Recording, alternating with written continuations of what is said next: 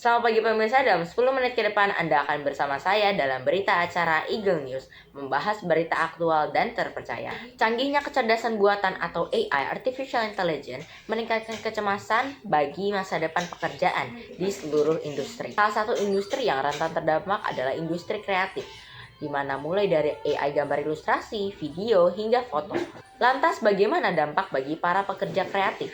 Apakah membawa dampak positif atau negatif? Untuk mengetahui lebih dalam, kita akan bergabung bersama rekan kami Precious yang sudah berada di lokasi.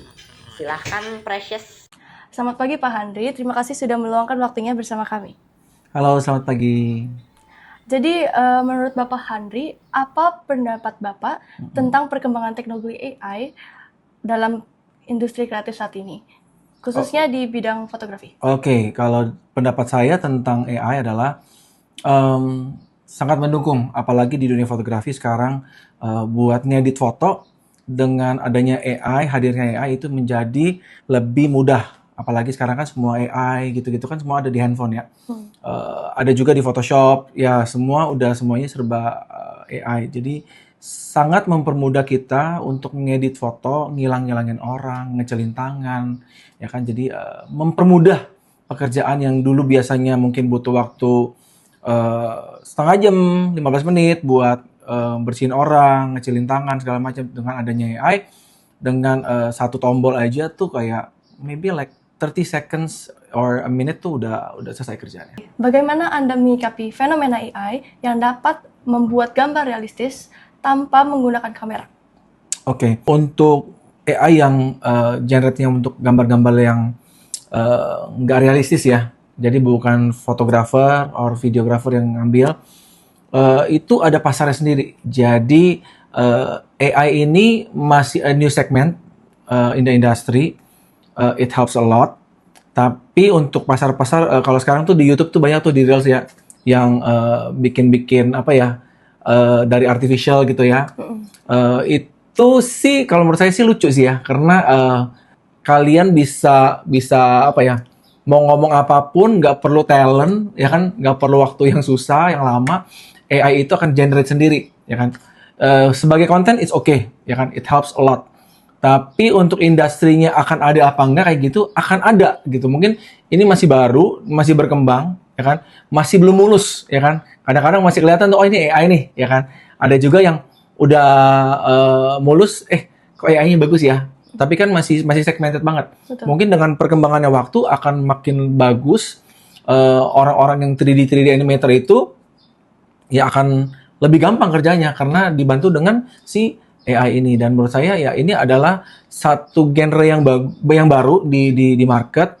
Akan ada marketnya sendiri, tapi dunia foto dan video yang ibarat kata yang old schoolnya ya, yang sebelumnya akan tetap ada pasar. Jadi ini menjadi pasar yang baru buat buat si penggemar AI ini sendiri gitu. Apakah Anda merasakan kehadiran AI berdampak atau ada dampak buruknya dalam pekerjaan Bapak Handri?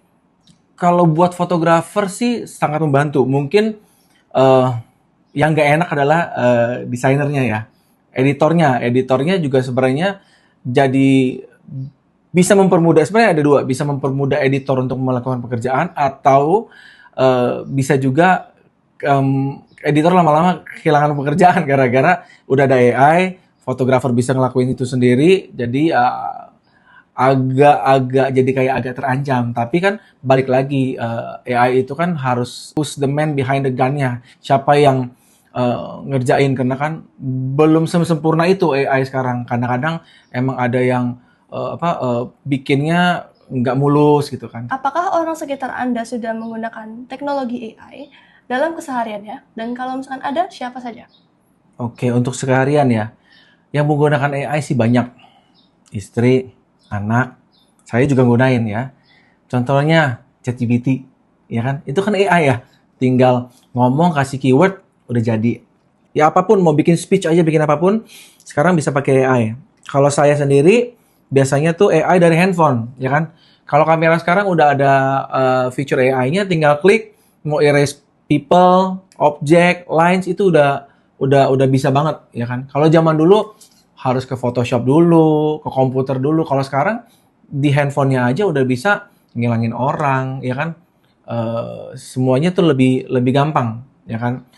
Ya saya pengguna ya mostly sekarang semua orang udah menggunakan AI, ya kan? Apalagi orang-orang yang susah buat nulis caption, ya kan? Tinggal kasih keyword aja ya udah di di generate sama AI. Gitu. Jadi mostly ya anak saya juga sering pakai AI. Gitu. Kapan Anda menyadari bahwa adanya perubahan dalam industri Anda akibat kemunculan AI? Munculnya AI pertama kali itu about 2 sampai 3 tahun lalu lah ya. Tapi belum secanggih ini ya. Bikin karakter-karakter. Ada teman editor saya waktu itu bikinin ngambil foto saya close up, terus pakai AI di generate. Kayak saya kan suka naik Vespa, udah ditulisin pakai Vespa, pakai baju apa segala macam. Jadilah sebuah artificial photo, ya kan, dengan adanya si AI ini. Dan hasilnya surprisingly bagus, gitu ya, benar-benar kayak futuristik banget lah, gitu ya. Jadi ya mulai 2-3 tahun lalu lah si AI ini udah mulai hadir, udah mulai muncul, dan orang akan udah mulai terbiasa sih dengan adanya si AI ini. Gitu. Oke. Bagaimana strategi Anda agar tetap relevan dan tidak tergantikan oleh adanya AI? Balik lagi ke industri kita, tergantung kita industrinya di mana. Kalau saya industri di fotografi, fotografi itu tidak akan tergantikan oleh siapapun. Even though ada AI, it helps a lot buat kita ngedit segala macem, ya kan. Cuma ya humannya itu, si manusianya itu, the man behind the gun-nya itu pasti perlu gitu loh. Sepinter-pinternya AI, yang ciptain AI kan manusia juga. Jadi menurut saya the human touch-nya itu pasti perlu. AI is just a tool buat kita yang di industri ini, di fotografi, di videografi, untuk membantu kita mengerjakan yang segala sesuatunya, editan, bikin script, itu jadi lebih mudah. Jadi balik lagi, AI ini adalah tools untuk memudahkan kita dalam pekerjaan. Lalu, mengapa Anda merasa bahwa AI ini dapat berdampak sangat besar di pekerjaan Anda? Tadi karena dengan adanya AI, speed-nya ya, waktu itu bisa jadi lebih cepat, kita deliver ke kliennya juga bisa jadi lebih cepat, ya kan? Yang harusnya butuh 30 menit mungkin jadi cuma 15, or mungkin bisa semenit doang, yang harusnya lama delivery date-nya gara-gara ada bantuan AI ini jadi mempercepat proses edit gitu lah kan. Semua AI itu kan pasti di proses edit, jadi proses editnya bisa jauh lebih cepat dan delivery date kita untuk ke klien akan jauh lebih mudah. Seperti itu.